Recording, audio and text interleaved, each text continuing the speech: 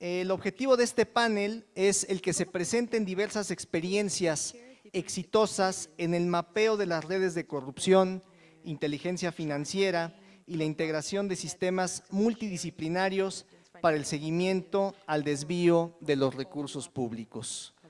No debemos de perder de vista el contexto que vive nuestro país, donde el tema del combate a la corrupción es un tema que ocupa de manera primordial y central la agenda del Estado mexicano, es un tema que preocupa y ocupa a toda la sociedad mexicana y que estamos en el proceso de consolidación de una de las reformas más importantes que se han llevado a cabo en los últimos años, que fue el establecimiento y la integración del Sistema Nacional Anticorrupción. Sin más preámbulo, me voy a permitir, el presentar a nuestros panelistas de esta tarde del panel número 3. Y los voy a presentar en el orden en que harán sus intervenciones. Antes de presentarlos, brevemente diré que la mecánica es que cada uno de nuestros panelistas tendrán una intervención.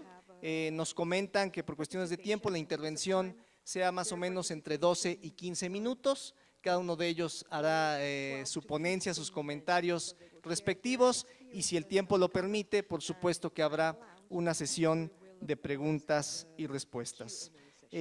Como nuestro primer participante tenemos a Ariel Ávila. El licenciado Ávila es politólogo y abogado por la Universidad Nacional de Colombia. Actualmente se desempeña como subdirector de la Fundación Paz y Reconciliación y también es profesor de la Universidad Externado de Colombia. Cuenta con numerosas publicaciones, producto de investigaciones en temas de conflictos armados, criminalidad y seguridad urbana. Posteriormente a la participación de Ariel Ávila, estará haciendo su ponencia Lawrence Evans, que es doctor en economía, cursó su posgrado en la Universidad de Massachusetts, en la actualidad es director operativo del Grupo de Mercados Financieros e Inversión Comunitaria de la Oficina de Rendición de Cuentas del Gobierno de Estados Unidos, la GAO. Asimismo, representa a la GAO en el Grupo de Trabajo Anticorrupción y Lavado de Dinero de la Organización Internacional de las Entidades Fiscalizadoras Superiores, la INTOSAI. Algunos de sus proyectos de investigación abarcan temas como la evaluación de la industria de la tecnología financiera, los esfuerzos contra el lavado de dinero y los ciberataques en bancos en el hemisferio occidental.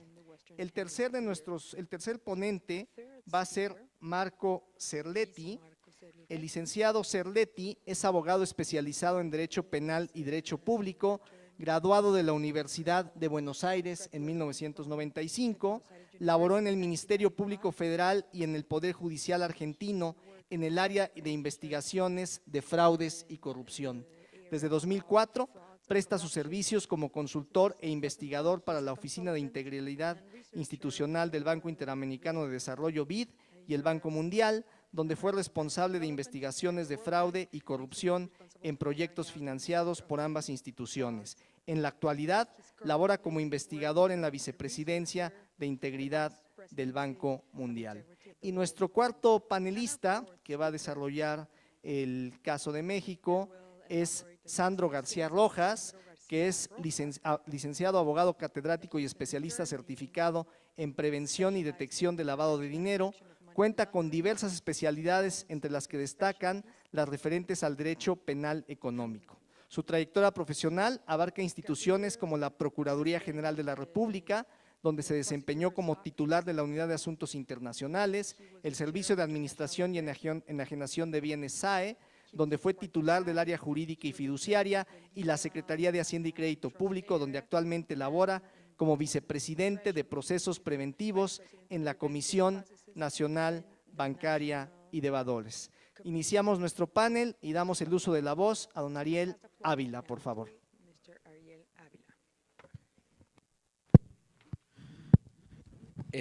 Muy buenas tardes a todas, a todos. Le agradezco a la red la invitación, particularmente a la FES de México. Muchas gracias por la invitación. La institución en la que yo trabajo ha logrado mandar 61 políticos a la cárcel. con 3 casos que hoy les quiero mostrar de cómo lo hicimos, de blanqueo de dinero, relaciones con grupos criminales. Mañana tal vez en el taller que me toca coordinar un taller vamos a profundizar en el tema de expedientes. Hoy les quiero mostrar unos ejemplos. Voy a arrancar por los ejemplos, posteriormente sobre las propias dinámicas de lo que es la investigación financiera, y si queda tiempo, recomendaciones, porque en 12 minutos es bastante complicado hacer esto. Así que, ok, vamos a arrancar. ¿Me ayudan con la presentación? Que creo que es que no me está moviendo.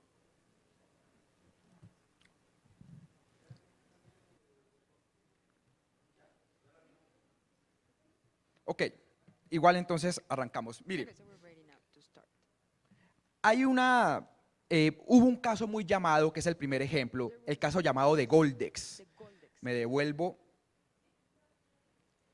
Este caso llamado de Goldex es básicamente una empresa de exportación de oro en Colombia.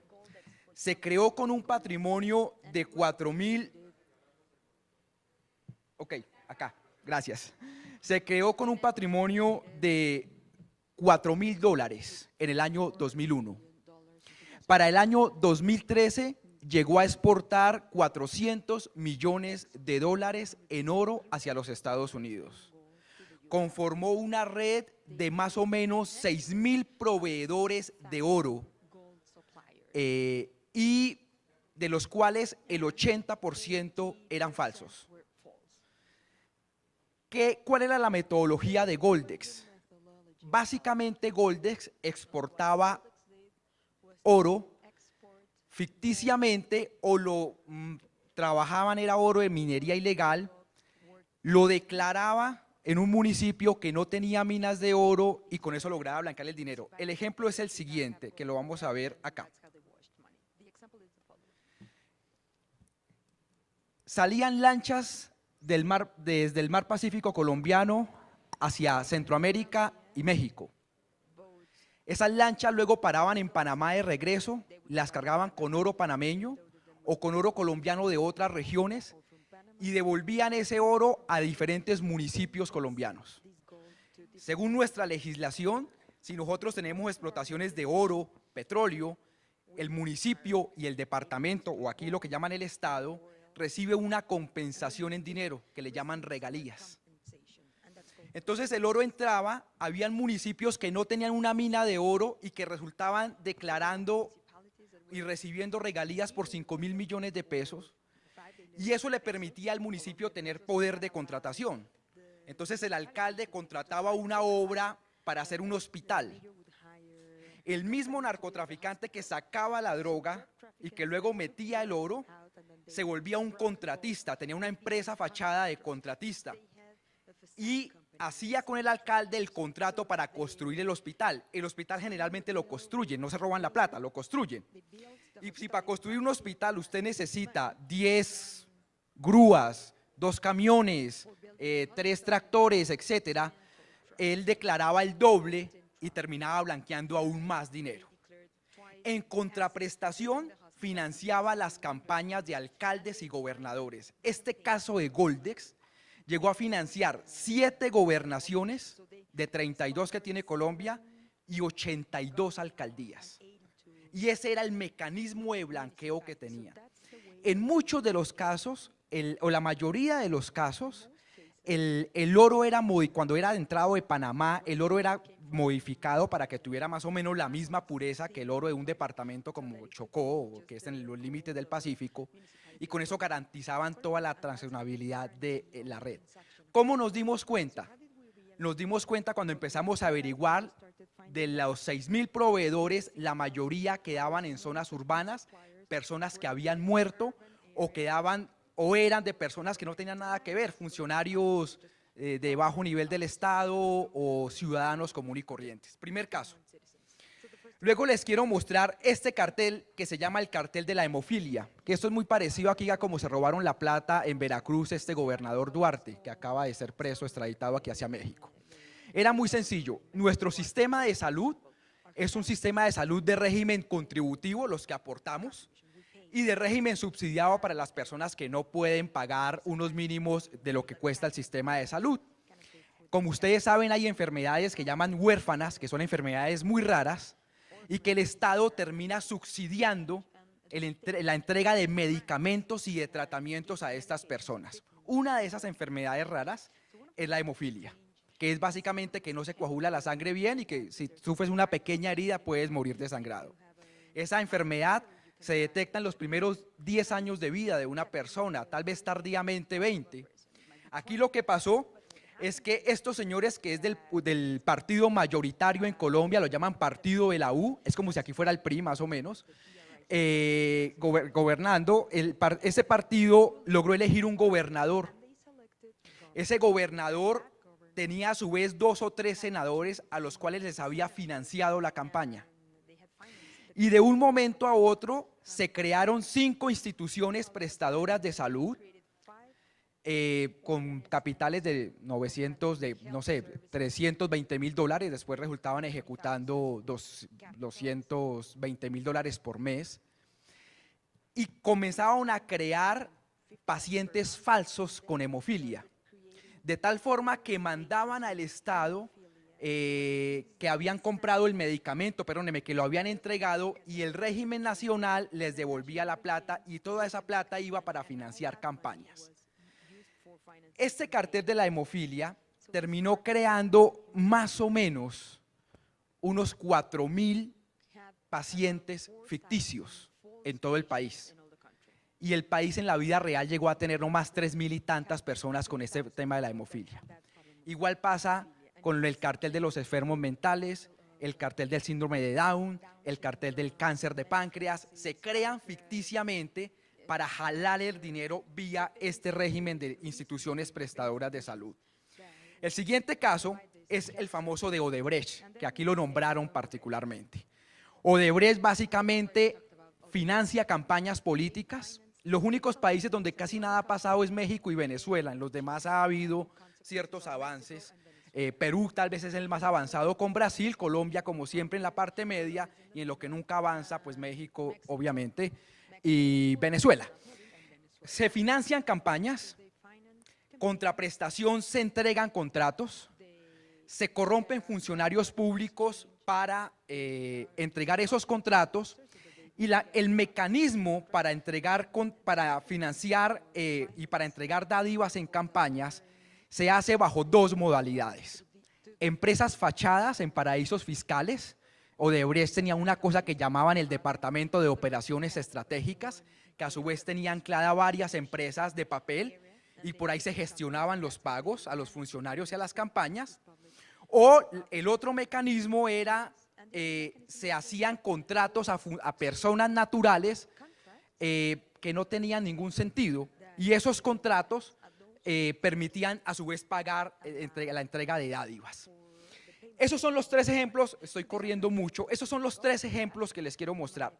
Lo interesante de Odebrecht es que el sistema, la plata pasaba por el sistema financiero, pero no entraba directamente a cuentas bancarias de funcionarios públicos ni a las cuentas bancarias de las campañas presidenciales, sino que en algún momento entraban unos intermediarios que lograban sacar la plata y la terminaban entregando en efectivo.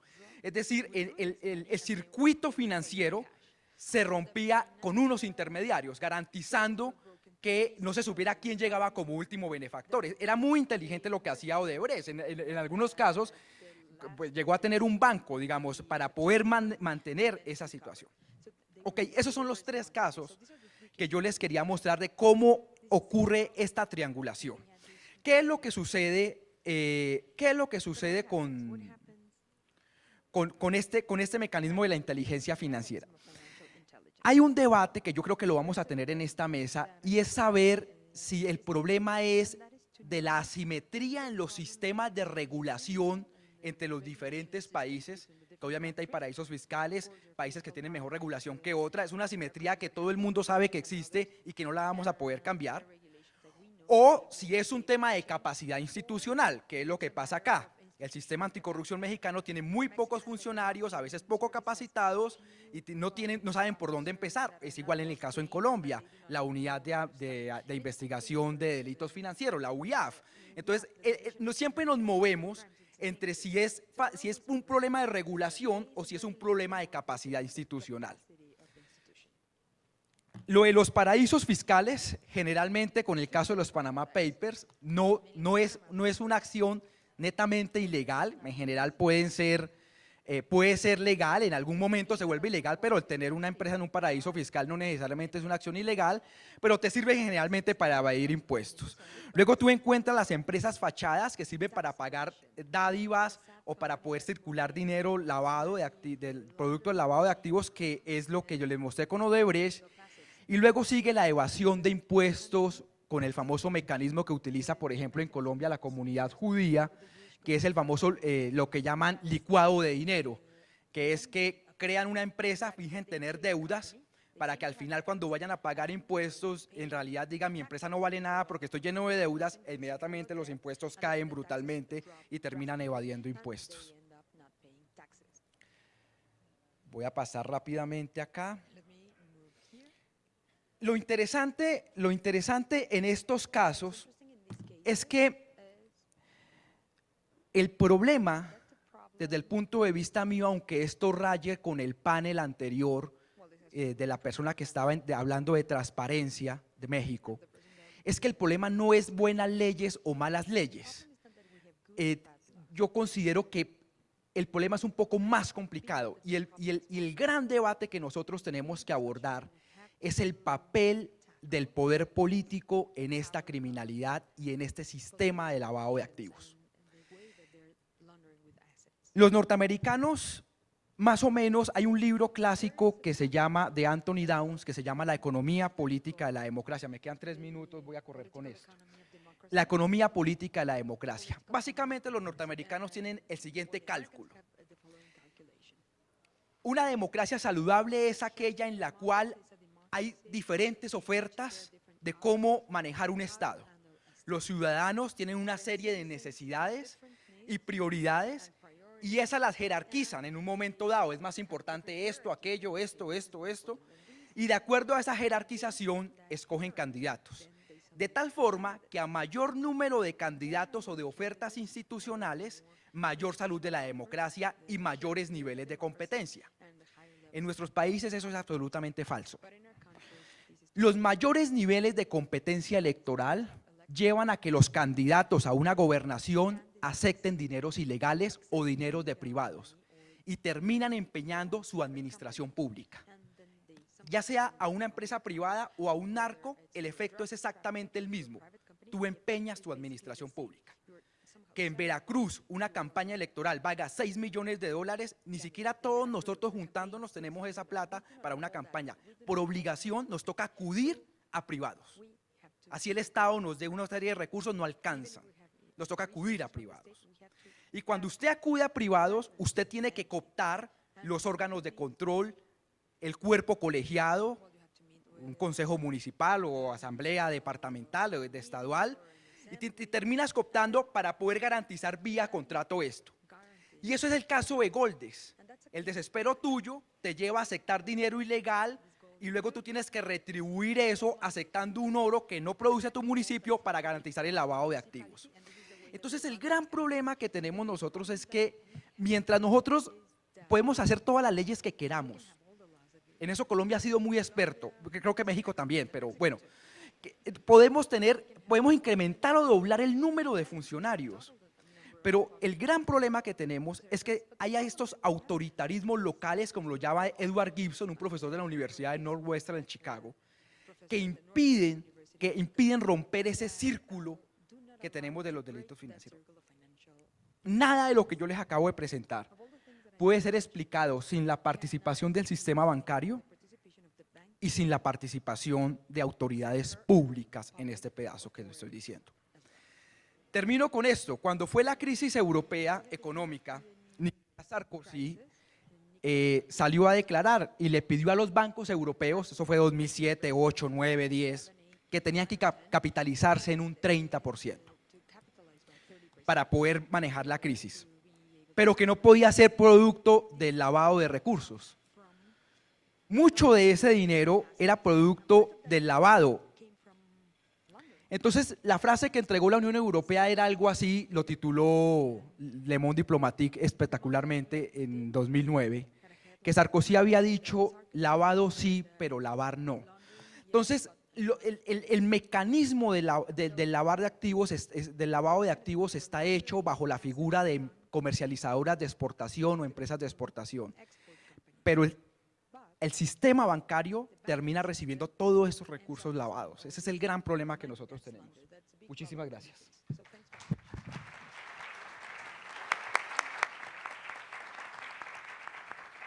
Agradecemos la participación de Ariel Ávila, subdirector de la Fundación Paz y Reconciliación en Colombia, quien nos ha dejado aquí sobre la mesa dos puntos principales. El primero, una interrogante, y es: ¿el problema es la asimetría en los diversos países o se trata de la capacidad institucional? El problema es más complejo si tenemos buenas o malas leyes. El tema es el papel del poder político que impide romper el círculo de los delitos financieros. Pasemos ahora, por favor, con Mr. Lawrence Evans, que es director operativo del Grupo de Mercados Financieros e Inversión de la Oficina de Rendición de Cuentas del Gobierno de los Estados Unidos. Adelante, por favor, Lawrence. Thank you very much. Muchas gracias. As they queue up the slides, I'll apologize for having to speak to you in English. My Spanish is a work in progress, and hopefully next time I see you, I will be more comfortable with speaking to you in Spanish. By way of introduction, I do represent the Government Accountability Office in the United States. It is a supreme audit institution, and our role is to help Congress make informed policy decisions to ensure that federal dollars are spent effectively and efficiently, and to ensure that the government works effectively for the benefit of the American people. So fraud, waste, abuse, and corruption is something that is near and dear to our heart and what we do. We, in 2015, because we found fraud reduction to be extremely important, introduced a fraud risk framework. This fraud risk framework is, we believe, an effective way to mitigate fraud across federal programs. Now, I know we are talking about corruption. Corruption entails power and powerful people who can circumvent internal controls and can engage in transactions that are hard to trace. Yet still, we think the fraud framework, when bent to that reality, would be very important in the fight against corruption. The fraud framework outlines four major parts that is critical to an anti-corruption strategy.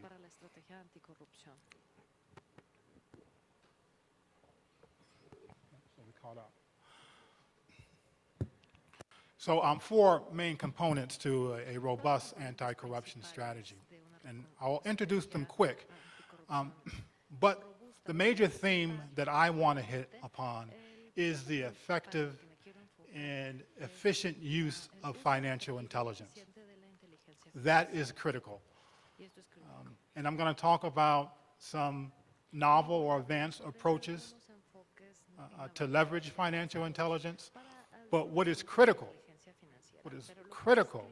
to leveraging financial and institutional intelligence is a framework, right? A robust anti-corruption or anti-fraud strategy. You will notice of paramount importance is commitment, political will. Without commitment and political will, you get opacity, you get a lack of commitment to anti-corruption and difficulty preventing and detecting and responding to corruption. Secondly, assessment. Right? So that is the use of a number of tools, qualitative and quantitative, to assess corruption or fraud risk. That will allow you to then move to the third stage, which is to tailor your anti-corruption strategy appropriately. And that should have controls Esto in debe place. significar contar con to controles, mitigate. mecanismos de control para mitigar Fraudulent activity, las actividades fraudulentas, to help you detect fraudulent para ayudar a transactions, detectar transacciones fraudulentas y así sucesivamente. and very important Y por último, un componente muy importante, we always need to siempre evaluate necesitamos evaluar nuestros esfuerzos y adaptarlos. and so that is critical. Esto es algo crítico. Throughout that process, Y there is a lo role largo de for este data proceso existe un papel que juega la analítica de funciones. Y hablando de análisis de datos, me refiero a análisis de la información, analytics, información que se acumula y se analiza. If you look across the globe, you Si analizamos alrededor del mundo, very innovative podemos encontrar tecnologías innovadoras, nuevas herramientas que permiten combatir el crimen. increase. We've always had Estas han ido en aumento. Siempre hemos tenido información. Siempre hemos contado con datos. Algunos han estado no estructurados y han sido difíciles de combinar, por lo que se pueden analizar de forma que se conjuguen en inteligencia. Ahora existen tecnologías que nos permiten acumular grandes cantidades de información relevante. Debe ser información de alta calidad. No puede ser simplemente cualquier información. Tiene que ser de calidad y relevante también. Esta es la captura del universo de actividad relative to a particular con relación a una actividad de fraude o un esquema de corrupción. Una vez que se ha capturado esta información, se pueden tomar pasos para detectar actividades fraudulentas. Se puede utilizar técnicas de minería de datos, donde se buscan anomalías en los datos. you can move forward from detection Se puede pasar de la detección or predictive a lo que llamamos la analítica predictiva.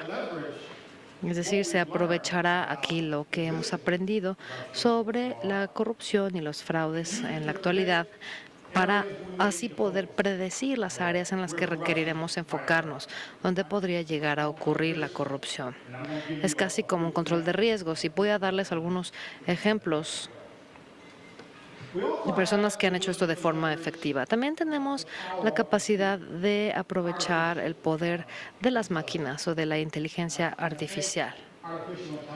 Cuando hablo de inteligencia artificial, se entiende realmente un espectro de maneras en que se utiliza la inteligencia artificial, que es de manera muy sofisticada, con capacidades de análisis computarizado muy sofisticadas y no algo que simplemente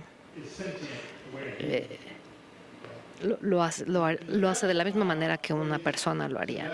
Y la mejor manera de aprovechar esta técnica es después de esto asociarlas con trabajo humano, trabajo cualitativo, riguroso y necesario.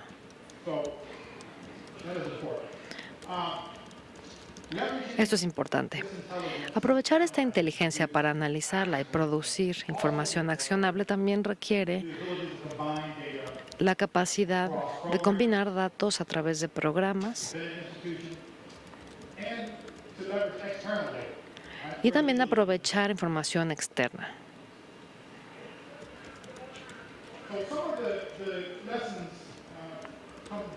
Algunas de las lecciones provienen del espacio de antilavado de dinero, donde se cuenta con unidades de inteligencia. Y una de las técnicas innovadoras que se utilizan actualmente es el mapeo de las conexiones sociales para desenmarañar redes criminales. También lo habrán visto en las instituciones financieras, quienes también los utilizan. Están utilizando grandes conjuntos de datos para crear calificaciones de riesgo para las instituciones, para los riesgos e individuos. Esto nos da un potencial de uso de técnicas de minería de datos. Y tenemos Todavía no se han podido aprovechar del todo estas tecnologías nuevas. Se están invirtiendo miles de millones de dólares en enfoques que pueden generar muchos falsos positivos porque son enfoques manuales. Se obtiene mucha información y se busca encontrar la instancia de corrupción o de fraude, pero esto es casi como buscar una aguja en un pajar o una aguja en un montículo de agujas. Las tecnologías que recién presenté en la lámina anterior les permitirían analizar esos datos mucho más rápido de lo que cualquier ser humano podría hacerlo.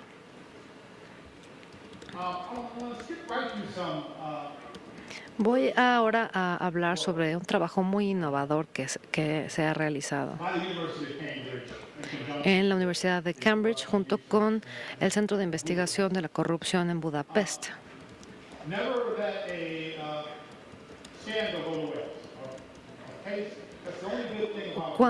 Lo único bueno de la corrupción es que se puede aprender de ella y se pueden crear alertas, banderas rojas que nos permitirán después poder detener la corrupción en el futuro. Esto es lo que los investigadores han hecho en el área de las compras públicas. Ellos obtienen información de casos previos de corrupción y de hecho se comunican con individuos que hayan tenido algún beneficio de alguna acción de corrupción y después desarrollan las alertas o las banderas rojas que se utilizan después para analizar información pública, en este caso de concursos públicos, y si se buscan, se encuentran, por ejemplo, algunos casos en los que la licitación abre el viernes y cierra el sábado, o una licitación donde siempre es la misma compañía la que gana, o casos de licitaciones donde todo el proceso es muy complejo. Por ejemplo, una licitación que casi le haya puesto yo el perfil exacto para que mi amigo sea el único que pueda cumplir con el perfil. Buscamos ese tipo de evidencias en los procesos de compras públicas. La Oficina Fiscal Australiana también tiene un enfoque innovador, que es tomar información de los sitios web públicos y compararlos con las declaraciones de impuestos sobre la renta para identificar oficiales que posiblemente hayan estado realizando alguna acción ilícita. Si, por ejemplo, se declaró cierto ingreso y al revisar tus redes sociales nos damos cuenta que tienes 3 hijos, los 3 van a escuelas privadas y tienes un auto Bentley, sabemos que esto no podrías pagarlo con tu ingreso actual y esto, por lo tanto, es una alarma. Es aprovechar todo tipo de datos, internos o externos, para poder producir inteligencia que sea realmente accionable, que se pueda hacer algo con ella. Esto es un ejemplo de un caso en Cayuga County, en Ohio. Esto fue un caso bastante sonado. De hecho, dio como resultado 60 sentencias, gente que llegó a prisión, incluyendo a políticos locales, al sheriff, una escuela pública local, funcionarios de gobierno públicos y locales y otros, incluyendo a desarrolladores de proyectos. También involucró los procesos bien conocidos, favoritismo y otros, obsequios, corrupción. En América Latina se podría decir, dime con quién te juntas y te diré quién eres. Nosotros decimos que las plumas del mismo pájaro siempre vuelan juntas. Y aquí todos estos puntitos son plumas, son personas que ya sea que fueron sentenciadas o se les implicaron cargos o se mencionaron durante los cargos y pueden ver cómo se empalman entre ellas, se hace un conjunto, un grupo. Y este tipo de análisis de red es de utilidad antes de que ocurra el hecho, para así identificar a las plumas del pájaro que están volando juntas. Si me muestras a 10 personas y 9 de ellas son corruptas, yo te puedo encontrar a la 10ª. El análisis de redes nos permite crear vínculos entre personas de manera en que sea posible apoyar las actividades anticorrupción, incluyendo la recuperación de bienes robados. Podríamos reemplazar esos puntitos con cuentas financieras o con otras cosas que podrían incrementar nuestra capacidad de identificación de fraude antes de que este ocurra potencialmente. Muchas gracias.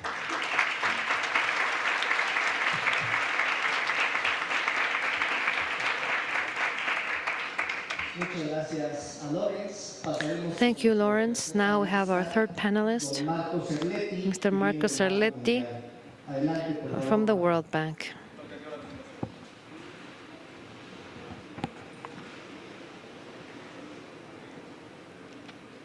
Mientras destacaremos, Lawrence has emphasized on the four components of the anti-fraud framework, highlighting the importance of political will and commitment necessary. He also discussed the importance of technologies for fraud detection, social media mapping, data mining, and finally, the importance of leveraging on the data obtained to produce intelligence, the importance of data analysis to conduct the detection of several cases like he presented to us in the case of the state of Ohio. Now we have the presentation of Mr. Marco Serletti. Welcome.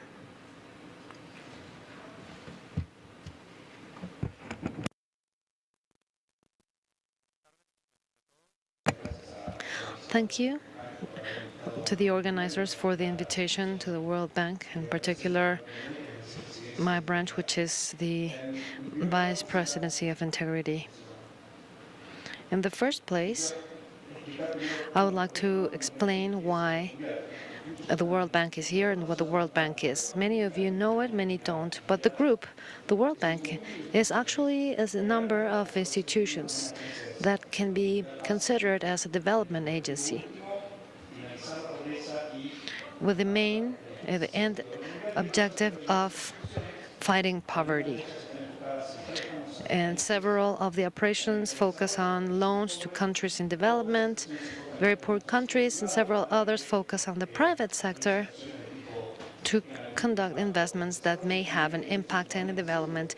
And finally, insurance companies who sell insurance to others, so they invest in high-risk countries where they may not normally invest due to fear of no return over their investment and others. So there's an institution that's part of the World Bank that provides insurance for those companies to invest with the peace of mind that they will be able to recover their investment. So it's almost like an investment risk policy to protect them. And of course, for all these institutions, with the years, the issue of fraud and protection are important too, because these are some of the main obstacles that prevent the development and the help of the World Bank to allow it to reach where it's meant to reach. And from this, the entity where I belong was created. The World Bank plays its role in two ways. On the one hand, we have the branch of the World Bank that interacts with our customers directly to help them. And this includes not only the money or the loans, but also the technical know-how. Also, it includes matters of education and others. This is not just about providing the countries with money, but also bringing this shared experience together. This requires other things such as governance, and this is the more operational part of the bank. I am not in charge of that operational perspective, but rather the strict mission.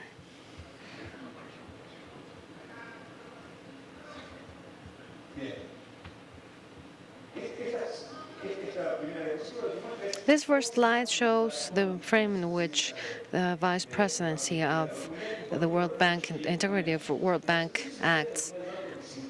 It's the unit of the bank that is in charge of reviewing whether there's fraud or corruption in projects, and the reason why the bank has this jurisprudence is because it is fighting for an anti-corruption policy for all the loans and investment projects that the bank has with private companies. For all of these loans, there is a document that claims that the funds need to be used for a certain purpose, and among these, there are what we call sanctionable practices. 5 things that cannot happen, and if they do, these are reported to us, such as fraud, corruption, collusion, obstruction. These are very simple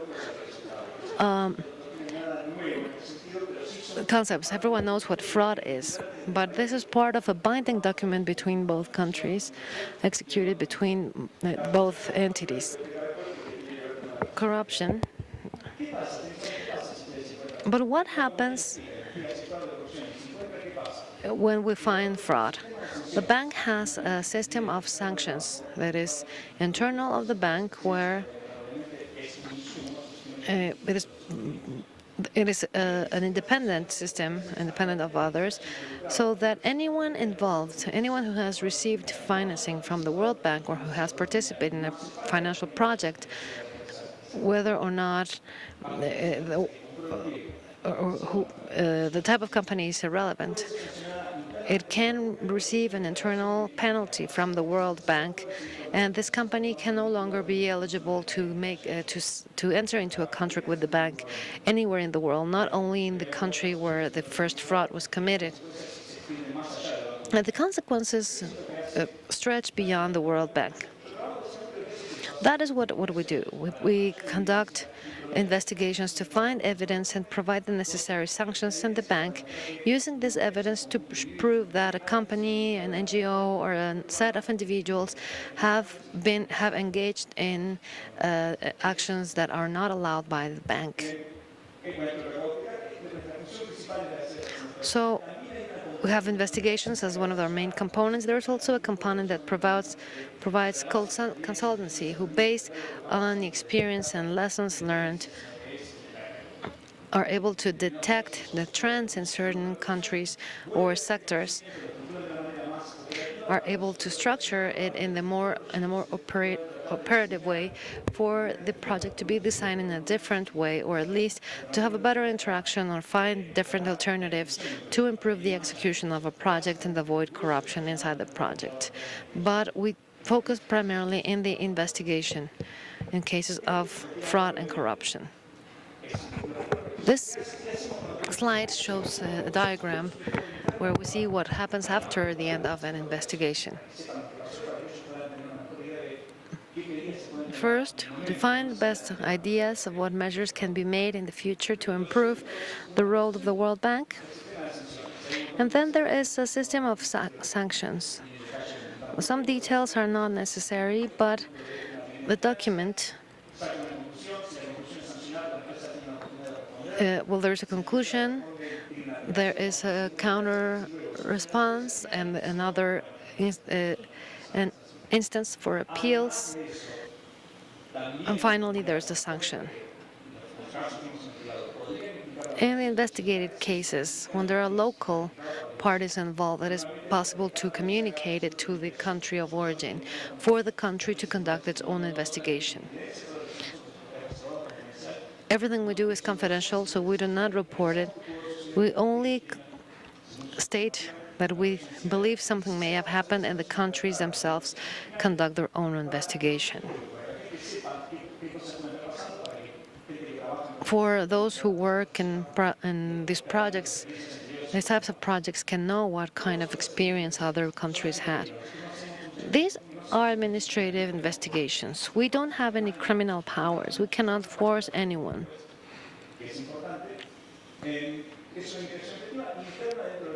This is an internal matter of the World Bank, and it's also impartial. If we find any elements to make us believe that something is happening,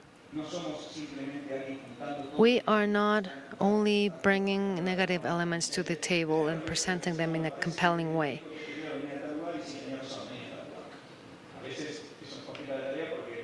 And this can complicate a task because may not be the most complex scheme, but it represents a lot of work. These are confidential, internal of the World Bank. Conclusions can be shared with local governments, but due to different reasons, the idea of providing trust to people that they can reach the World Bank without being afraid of having any countermeasures taken against them and being unable to trust.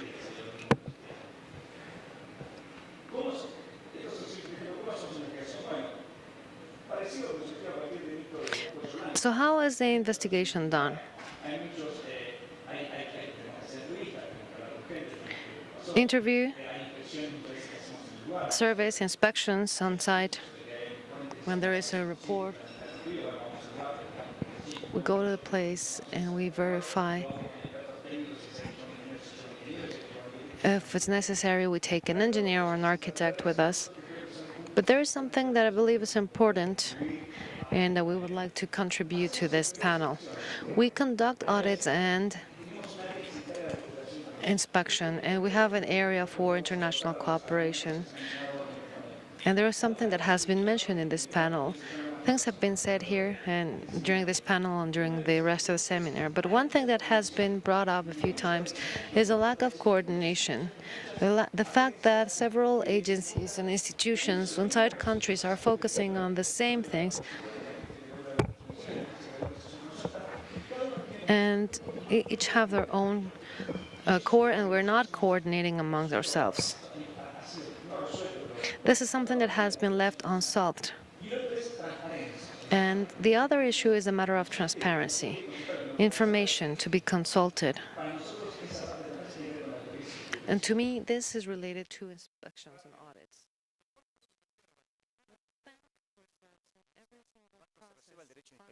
Es decir, le puede pedir a la empresa que participa del proceso de licitación, gane o no, y luego a la que gana, acceso, pero no solo acceso al estado financiero, le puede pedir acceso a cualquier correspondencia, a cualquier comunicación, a cualquier documento que haya sido utilizado para la preparación de la oferta, para la preparación de algún implemento de la oferta, para las negociaciones que a veces se llevan adelante durante las ofertas, para ejecutar el contrato una vez que ya ganó y fue acordado. Todo eso el banco lo puede pedir. ¿Y por qué lo puede pedir? Porque si la empresa falla en cumplir con esta obligación, automáticamente comete la práctica sancionable de obstrucción. No necesitamos probar más nada. Si no nos dan la documentación, están obstruyendo. Y eso es una práctica sancionable que está en los documentos que les hablaba. Este es lo más parecido a un subpoena power, como dicen en Estados Unidos, o a una facultad coercitiva que tenemos, es esto. Nosotros no podemos obligar a la gente a hablar con nosotros, no podemos obligar a testigos a hablar con nosotros, no podemos obligar a nadie a sentarse a hablar con nosotros. Sí podemos, por supuesto, con los países que ejecutamos proyectos, les podemos pedir la documentación en las agencias públicas que implementan esos proyectos, porque es parte de la obligación con el banco, pero no podemos ir mucho más allá. Esto sí es lo que las empresas y quienes participan en el proyecto de financiación por el banco generalmente más temen. Cuando el banco le dice, bueno, muéstrame todo lo que tenga sobre este tema. ¿Qué hacemos con esta información? Y hay veces que la información es muy pequeña, hay veces que la información es muy larga. Lo que el banco hace, o nuestra especialidad es la auditoría forense. Es decir, no cualquier auditoría, no cualquier auditoría, sino una auditoría que está enfocada a identificar evidencia de fraude y corrupción.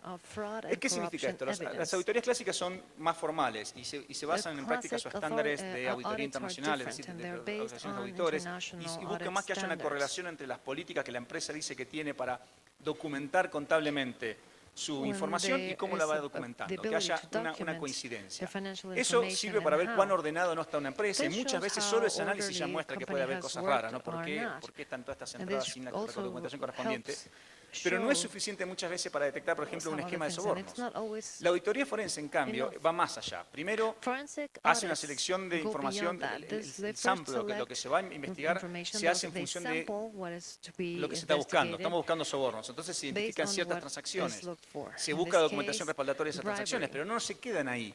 se hacen But this is verificaciones. not Bueno, all that it supuestamente estas takes. son 5 facturas que acreditan este Verifications gasto. are Llamemos a la empresa, necessary too. verifiquemos que realmente hubo 5 facturas, que realmente If esta empresa the emitió estas facturas, company que claims se to vendió have esto. paid ¿Para qué five fue esto? Para invoices, provisión de then we material. call the company, Bueno, other ¿dónde está el company, material? ¿Cómo se to llevó el see material? those Muéstrame los invoices remitos. or to Es see un the tipo de auditoría material mucho that más was claimed to profunda be y más purchased. It's focalizada en a precisamente very, encontrar la very deep discrepancia and entre lo que dicen los focused papeles, incluso cuando lo digan de forma audit prolija y to find correcta, a y lo que realmente discrepancy pasó. between the papers Este and tipo de what really auditorías es para nosotros la forma en happened. que This obtenemos type of información. audit Esto se is cruza, a por eso decía, source con of el derecho de inspección information no that se abarca then solo los registros cross-referenced. contables. Correspondencia electrónica. Ah, usted compró esto y usted With compró a esta cantidad de electronic caños para hacer un canal de correspondence, irrigación. Muy bien. ¿Con qué empresa lo compró? No, bueno, ¿y cómo negoció? ¿Cómo negoció la cantidad? Muéstrame los correos electrónicos. O usted fue un día local y dijo, hola, vengo a comprar 5.000 metros de caño. Y ahí muchas veces las empresas no tienen que mostrar. ¿No? Y eso demuestra, agrega a la sospecha de que tal vez esa operación no existió nunca, por ejemplo. Rápidamente, ¿qué cosas encontramos cuando hacemos una auditoría forense? Facturación falsa. Esas son las formas más comunes de sacar dinero de un contrato, de un proyecto, de sacar dinero en blanco. Inventamos subcontratistas, inventamos contratos, inventamos facturas de gastos o las adulteramos, las hacemos por un valor mucho mayor del valor que realmente era, y entonces en la contabilidad aparece un gasto que en realidad, y una salida de dinero real, pero que no fue a donde dice que iba a ir. La factura no fue de $10.000, fue de 1.000. ¿Dónde están los otros $9.000? ¿A dónde fueron? Subcontratistas, grandes contratos, ¿cómo se pagan muchas veces? Bueno, tenemos que sacar el dinero del contrato. Inventamos un contratista, alguien nos hace movimiento de tierra, es una obra de construcción, hay que mover la tierra. Cuando uno empieza a buscar se da cuenta que aparentemente encontrar una empresa de movimiento de tierra, que cuando uno va a ver, la empresa no existe, es una empresa de papel, el movimiento de tierra en realidad lo hizo la propia empresa con su propio equipo, pero lo hacen figurar como un contrato distinto. Y muchas veces el subcontratista tiene otro subcontratista. Entonces, el movimiento de dinero, esto es parte de lo que uno se explicaba en ese trabajo del follow the money, ¿no? Uno empieza a seguir el dinero y dice, bueno, ¿dónde fue esto? Esto surge muchas veces en notarías forenses. ¿Por qué se gastó tanto en movimiento de tierra? Si usted es una empresa grande, ¿por qué contrataron a alguien por movimiento de tierra? Estas son preguntas que uno se tiene que estar todo el tiempo haciéndose y requieren un poco de intuición. Y salidas de dinero sin justificadas, esto es muy común en grandes empresas, Odebrecht, subsidiarias, terceros. Hay transferencias, en la contabilidad del proyecto sale un pago a una subsidiaria y uno dice, bueno, ¿pero por qué le pagaron a esas subsidiarias? ¿Qué tiene que ver la subsidiaria con esto? No, en realidad era para compensar porque resulta que el ejercicio pasado hubo un impuesto. Y uno entonces se empieza a preguntar, ¿y dónde va ese dinero? Y ahí es cuando uno empieza a ver que en algún momento algo de dinero termina en un offshore. Y uno se pregunta, ¿por qué? Las auditorías forenses nos dan una parte muy valiosa de lo que hacemos. Nos dan muchas veces los red flags, las banderas rojas, las indicaciones de que hay salida de dinero y que este dinero se pudo haber usado por algo. Pero sobre todo en lo que tiene que ver con soborno transnacional, eso no alcanza. Sabemos que se salió dinero, pero no sabemos a dónde fue. Ahí es donde para nosotros ha venido a ser clave la cooperación internacional. La cooperación internacional para nosotros arrancó en primer lugar por el final, por las sanciones. Se negoció con otros bancos multilaterales de desarrollo, como el Banco Interamericano de Desarrollo, por el Banco Africano de Desarrollo, el Banco Asiático de Desarrollo, el Banco Europeo de Reconstrucción y Fomento, que las sanciones que dictara el Banco Mundial se aplicaban a ellos y que las que dictan ellos se aplican al Banco Mundial. Conclusión, cuando una empresa es sancionada por el Banco Mundial, tampoco puede ser contratada por el BID aquí en Latinoamérica. Y cuando es sancionada por el BID, tampoco puede ser sancionada puede ser contratada en proyectos financiados por el Banco Mundial. Eso cambió el juego en muchos países y en muchos lugares, porque hay empresas que viven básicamente la financiación internacional, en el sentido de que trabajan en el sector público, en obras de gran envergadura, obras de gran envergadura que solo pueden ser financiadas por organismos internacionales porque los países simplemente no tienen dinero para hacerlo todos solos, y entonces que sean sancionadas por el Banco Africano de Desarrollo para la Producción en África les deja sin el contrato en Latinoamérica. Esto fue muy importante y esto empezó haciendo charlas informales entre colegas de distintas instituciones. ¿Cómo podemos hacer para ayudarnos? Surgió esto, pero no nos quedamos ahí. Por hablar del tema del código IBAN también brevemente, hay países que han empezado a incorporar sus normas. En Latinoamérica creo que de momento el único es Argentina, incorporó la Oficina Nacional de Contrataciones Públicas, saca del registro a una empresa si está sancionada por el Banco Mundial o el Banco Interamericano de Desarrollo. No puede contratar en Argentina, aunque no haya tenido jamás un proyecto financiado por el Banco Mundial en el que interviene la oficina. O sea, si está sancionada, lo sacan del registro de contratación argentina. Todavía lo están implementando, es Argentina, va a tardar un tiempo. Y luego también nos hemos enterado, due diligence, en el sector privado. Una empresa quiere comprar a otra empresa. Vamos a hacer un merger. Antes solo se miraba la contabilidad, las deudas, los estados financieros, la perspectiva del negocio. Ahora sabemos que muchas auditorías se están incorporando que no tengan problemas o con el Banco Mundial o con el Banco... Nadie quiere comprar una empresa que dentro de 2 años nos van a sancionar por algo que ya se sabe ahora. Entonces nos hemos enterado que muchas empresas vienen a nosotros cuando están en algún problema y quieren negociar, quieren hacer una solución negociada porque en realidad quieren hacer un paso comercial y dicen si no nos sacamos esto de encima, no lo vamos a poder hacer. Eso también nos ha ayudado y es una comparación indirecta, internacional. Pero bueno, ¿qué es lo importante, el mensaje para nosotros? El instrumento que en este momento estamos tratando nosotros de utilizar mayoritariamente, y esto viene a hablar de la idea de, que creo que se puede replicar este modelo en muchas autoridades locales y entre autoridades locales a nivel internacional, es el memorando de entendimiento, es decir, arreglos informales entre agencias de investigación, entre organizaciones internacionales, distintas agencias del mismo país, para compartir información, aunque sea al nivel de inteligencia. Esto es históricamente la cooperación internacional se vio como tratados de extradición, como tratados diplomáticos, y esto ustedes saben lo que requieren, parlamentos que negocien tratados, un montón de procesos, y después la implementación de esto que pase por Cancillería y te mando un exhorto y me devuelve una respuesta, 6 meses después al otro exhorto, me devuelve otra respuesta. El memorando de entendimiento es mucho más elemental, tal vez tenga un alcance menos limitado, a veces no podemos compartir evidencia directa porque hay limitaciones para cada agencia para compartir, pero a nosotros muchas veces nos sirve levantar el teléfono, llamar a alguien, a una autoridad de lavado de dinero en Suiza, y decir, ¿es verdad que tal día hubo tal transferencia? Sí, es verdad. Y es suficiente, no nos pueden dar la cuenta bancaria, porque para eso hay que hacer un proceso de pedido de información. No nos pueden decir sí, a veces nos pueden decir más o menos, pero a nosotros nos alcanza, aunque no digan eso, para saber que la información que recibimos por otro lado, o la transferencia que estamos viendo en una auditoría, y este dinero por qué salió para Suiza, es real, existe, o qué pasó. Y tenemos situaciones de cooperación más desarrollados. Esto es el ejemplo de Mínima. Ahí pueden leerlo, no voy a leerlo yo para ahorrar tiempo, ahí pueden ver, es muy amplio con quién se puede tener un memorando de entendimiento. Es muy amplio. Puede ser desde agencias, puede ser otras organizaciones internacionales, a veces puede ser ONGs. Es decir, se trata de buscar colaborar, se trata de de salir de usualmente el silo, ¿no? Uno está muy enfrascado en su unidad, en su dependencia, en mi agencia. Hay mucha inercia en este sentido, mucha inercia. Esto yo lo viví cuando yo formaba parte del Poder Judicial en Argentina, el Ministerio Público en Argentina. Hay mucha inercia, uno se enfoca en lo suyo. Hay que salir, hay que moverse, y muchas veces cuesta menos de lo que uno piensa. Ejemplo de nosotros hemos utilizado esto, bueno, tenemos 2 casos, uno en el cual colaboramos con la policía de la ciudad de Londres, el sitio London Police, que no es Londres, es la ciudad de Londres, que son 10 cuadras por 10 cuadras, y es básicamente donde está el centro financiero de Londres. Y tienen, por lo tanto, toda la información de toda transacción que pasa por Londres. Interactuando con ellos en algún caso, colaborando, hemos logrado detectar un esquema de sobornos que involucraba incluso a un staff del Banco Mundial. Había una persona que era un consultor del Banco Mundial que le vendía a las empresas las especificaciones técnicas de los procesos que se venían antes de que los procesos salieran, y negociaba con las empresas cómo los podía modificar para que ellas tuvieran mejor posición cuando luego el proceso salía. Y esto era en varios países de Europa del Este. Hubo alguien que nos dio la información, empezamos a hacer auditorías, pero nos quedábamos trabados en la parte de las transferencias financieras. Ahí hablamos con la gente de la ciudad de Londres y ellos allanaron la casa de este señor, buscaron la información, salieron todos los pagos, quién los pagó, cuándo se pagó. El señor ahora tiene una condena de 6 años y nosotros pudimos sancionar a él y a las empresas que habían hecho este esquema. Bangladesh, un caso muy famoso, la construcción de un puente muy importante. Había una empresa canadiense, SNC Lavalin, es una empresa muy grande. Alguien nos dijo que le estaban pagando sobornos a un ministro de Bangladesh. Se habló con el Servicio de Persecución Pública de Canadá, de Crown. Ellos empezaron a hacer su propia investigación. Con base en los datos que nosotros dimos, empezaron a hacer intervenciones telefónicas, escucharon un par de conversaciones, eventualmente allanaron la empresa y encontraron la evidencia del pago de sobornos. En este momento la empresa se declaró culpable, hizo una negociación en Canadá, tiene una sanción, pero además al banco pudo parar el esquema. Y finalmente, también, vía el famoso caso de Brecht, porque tenemos un memorando de entendimiento con el Ministerio Público de Brasil, estamos en constante en contacto con ellos, siguiendo todo lo que pueda haber tenido que ver de Odebrecht en conjunción con el Banco Mundial. Disculpen, la verdad, cierro lo siguiente, es muy importante, esta es la parte de venta, ¿no? Si les gusta la exposición, pueden ir atrás y comprar el CD o el libro. Bueno, en nuestro caso es, la información la tienen ustedes. La información a nosotros nos llega a veces, el Banco Mundial trabaja con está conformado por 160 países, reciben ayuda 100, estamos hablando de 4/5 partes de la población del mundo, no sabemos todo lo que pasa. Pero esa dirección de web que ven ahí en la diapositiva es la página de nuestra unidad. ¿Ustedes saben algo? Van a esa primera parte, está en inglés, lamentablemente todavía no la pueden traducir, pero está en inglés. Van a hacer clic donde dice la flecha, van a ir a una pantalla que sí está en 6 idiomas y pueden denunciar. ¿Tienen dudas? Y esto es importante. ¿Cuándo reportar? Lo antes posible. Y si tengo dudas, pregunten. Nunca piensen, y no sé si esto es fraude, dejémoslo ahí. No, al revés, pregúntenos. Y algo muy importante, ¿no voy a tener problemas? Gran pregunta. Bueno, no lo sé si no van a tener problemas nunca, pero Nosotros hacemos reserva de identidad y de anonimidad. Es decir, si ustedes hacen una denuncia en esa consulta y nos consultan a nosotros, nosotros no vamos a distribuir su información.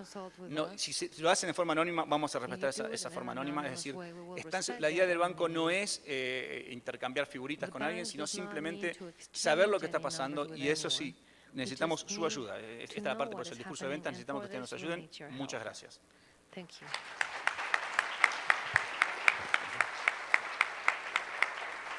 Gracias a Marco Cerletti, y cerramos nuestro panel con la intervención del licenciado Sandro García Rojas, vicepresidente de Procesos Preventivos en la Comisión Nacional Bancaria y de Valores. Adelante, don Sandro, por favor. Gracias. Buenas tardes a todos.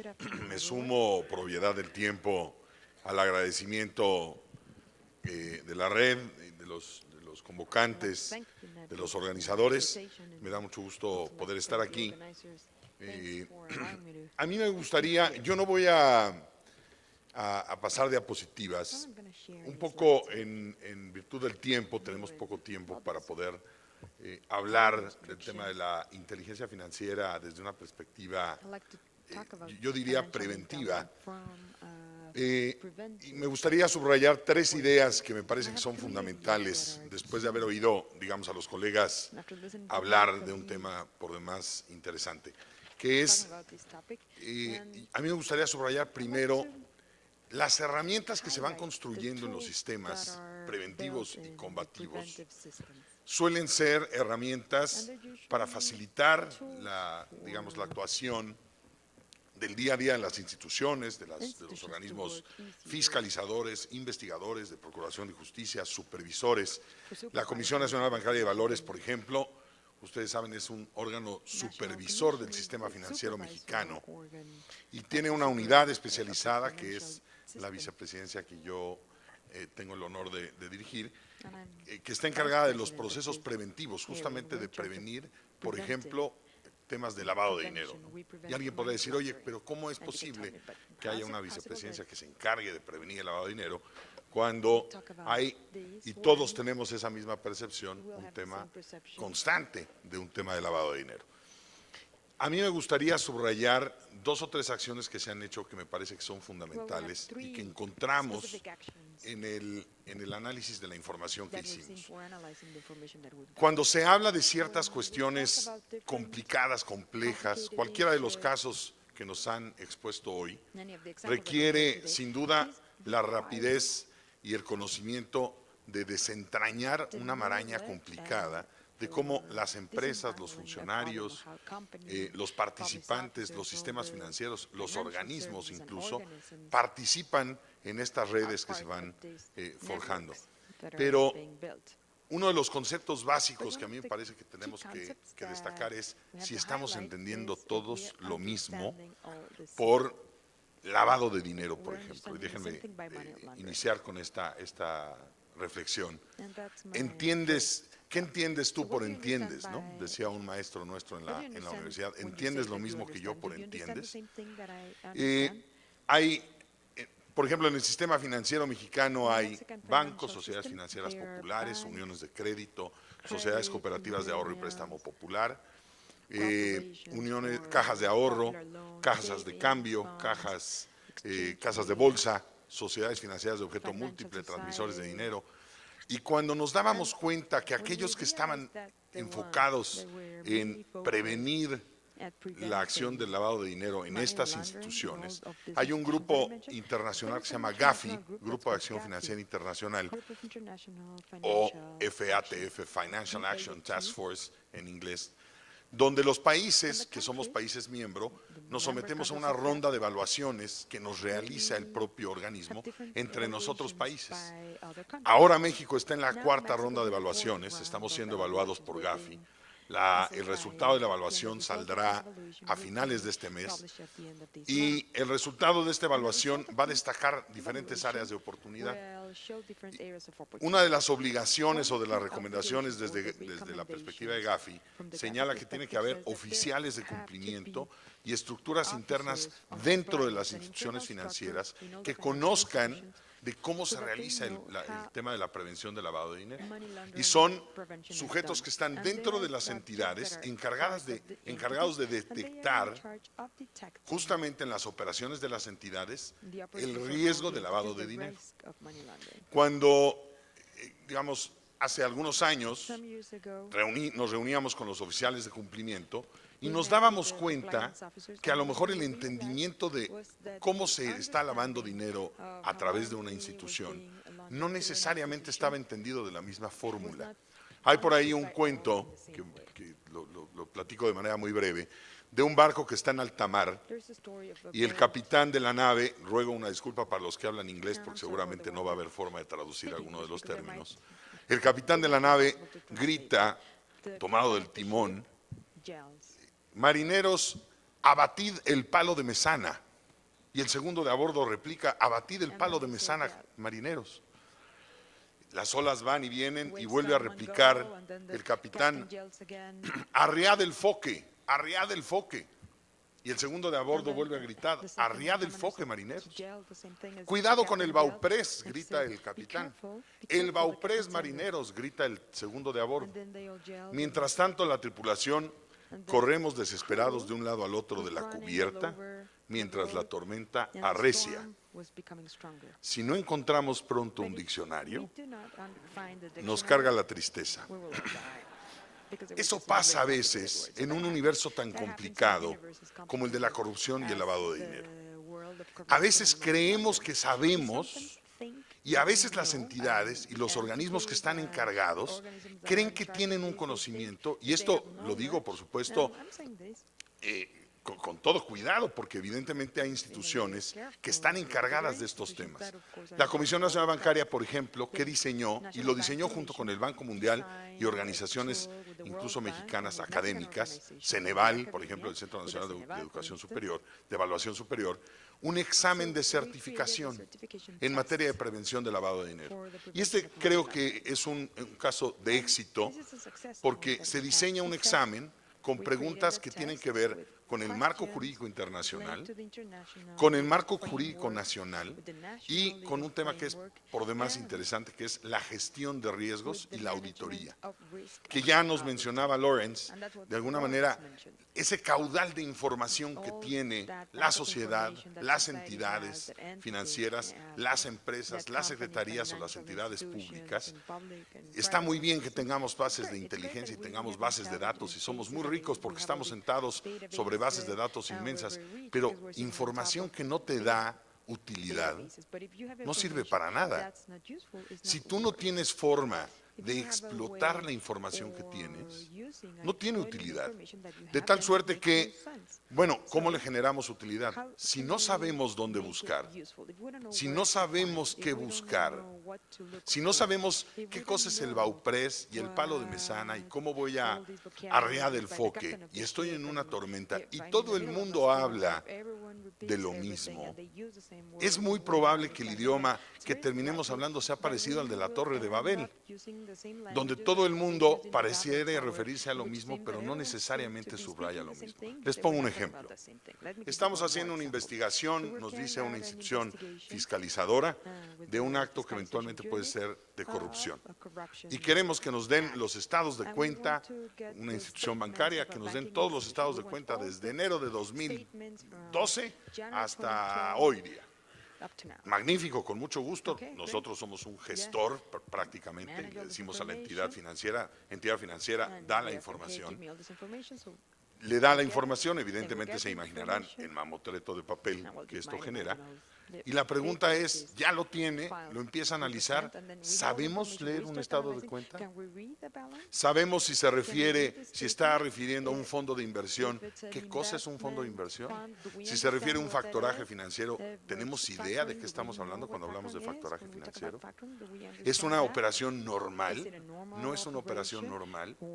Es decir, el uso de la información, la aplicación de técnicas y herramientas, la mejor inteligencia financiera que puede haber es el entendimiento común de los dolores comunes.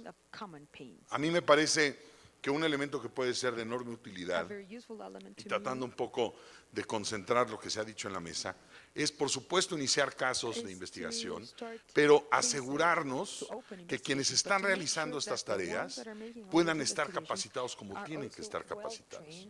La comisión, por ejemplo, que somos supervisores y vamos a las entidades financieras y vemos específicamente a ver tus controles, a ver tus reportes, qué tipo de matrices, ¿estás realizando tu matriz de evaluación de riesgos?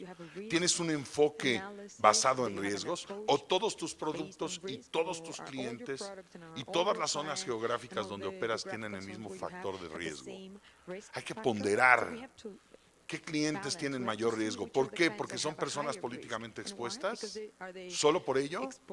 Como decían algunos de los antecesores en el uso de la palabra, ¿ustedes creen que hay un depósito directamente de la empresa corrupta al funcionario corrupto? Eso no se ve, eso no necesariamente se encuentra. Digo, hay algún caso particularmente raro y seguramente habrá algunos, pero en términos generales hay prestanombres, hay empresas fantasmas, hay operaciones trianguladas. ¿Cómo podremos saber si eso es normal o no normal? Sabemos que existe un reporte de operaciones inusuales que los bancos tienen que enviar cuando se rompe el perfil transaccional de un cliente. Y ese cliente lo tenemos detectado en la línea de investigación que estamos llevando a cabo. ¿Tenemos ese grado de conocimiento o solamente estamos diciendo investiguemos y mándenme los 10 años o los 10 estados de cuenta y vamos a leer los estados de cuenta? ¿Y qué vamos a sacar de resultados? ¿Qué vamos a desprender de esos resultados? Por eso creo que es fundamental y me gustaría solamente subrayar esta idea de la capacitación. Yo creo que un caso de éxito en México es la certificación en materia de prevención de lavado que les he platicado. La evaluación de Gafi, que está por concluirse a finales de este mes, reconoce esta como una herramienta práctica, una herramienta que ha sido de utilidad. Algunos países ya en el seno de otros organismos han recomendado y empiezan con esta tarea de certificación de estas personas encargadas. Piensen, por ejemplo, las personas que están encargadas de hacer auditorías. Si no están certificadas, si no tienen un mismo, no es un estándar alto, digamos, de conocimiento, sino un mismo piso, es un mismo idioma que tenemos que hablar todos. Si lo tenemos claro, si tenemos esa claridad, al menos de pensamiento y de conocimiento, me parece que podemos construir. Y número 2, sin duda, y no quiero ser reiterativo, la coordinación estrecha de autoridades que tengan, por supuesto, esa voluntad y ese compromiso. Alguien alguna vez me decía, es que estamos involucrados en el mismo tema. Le dije, sí, pero no es lo mismo involucrarse que comprometerse. Alguien hacía el ejemplo y me decía, la distinción entre involucrarnos y comprometernos lo podemos ver en un desayuno. Unos huevos revueltos con jamón. La gallina está involucrada, tuvo que ver con los huevos. El cerdo está comprometido, tenemos que comprometernos con el tema. Muchas gracias y buenas tardes. Agradecemos a Sandro García Rojas por su participación. Por respeto al tiempo de nuestros panelistas y de los próximos ponentes y panelistas, con esta participación vamos a dar por concluido nuestro panel número 3. Evidentemente, todas las preguntas que ustedes tuvieren para nuestros panelistas se les harán llegar y ellos darán respuesta a los mismos. Muchas gracias por su atención. Gracias.